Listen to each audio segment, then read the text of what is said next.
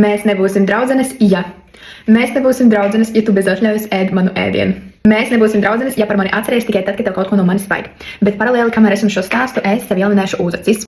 Es savus uzacis laminēšu ar produktiem no DDR Lab, kas jau ir man pazīstami produktiņi, un var teikt, tie ir ļoti, ļoti labi produkti, jo tos es izmantoju gan klientiem, gan sev. Mēs nedraudzēsimies, ja tu kavē katru reizi, kā mēs satiekamies.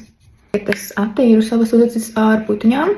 Mēs nedraudzēsimies, ja tu domā, ka ananās uz pīcas neiederās. Mēs nedraudzēsimies, ja tu necieni manu un citu laiku. Nākamais solis mums ir likt pirmo sastāvu, un šeit ir tādās mazās paciņās 1., 2. un 3. sastāvs. Tad ņemam pirmo sastāvu. Mēs nedraudzēsimies, ja tu melo. Mēs nedraudzēsimies, ja tu izturies nelaipni pret apkalpojošo personālu. Tā, es esmu uzlikusi pirmo sastāvu, tagad liksim virsū plēvīti.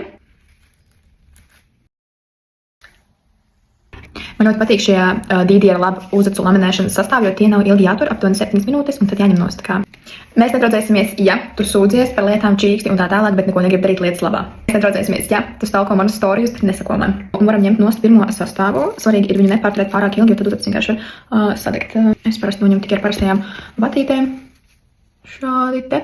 Tagad es viņus izķēmēju. Var jau redzēt, cik viegli viņas stāv un ieveidojas.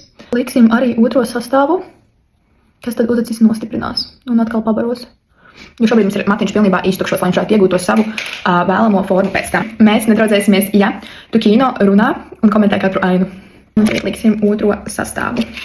Mēs nedraudzēsimies, ja tavi argumenti beidzas ar frāzi tā vienkārši ir. Tagad atkal paturēsim pāris minūtes.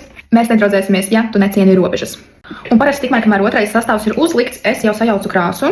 Šāda te tumši brūnā krāsiņa un krāsas aktivētājs. Un pēdējais mēs nedraudzēsimies, ja tu nemāki priecāties par citu panākumiem. Nu ko, un īstenībā tās uzacis ir perfektā krāsā, viņas nav ne pa tumšu, ne pa gaišu. Un es jums saku, jūs to varat darīt gan mājas apstākļos, gan iet pie meistara, pie manis piemēram. Un trešais pēdējais sastāviņš.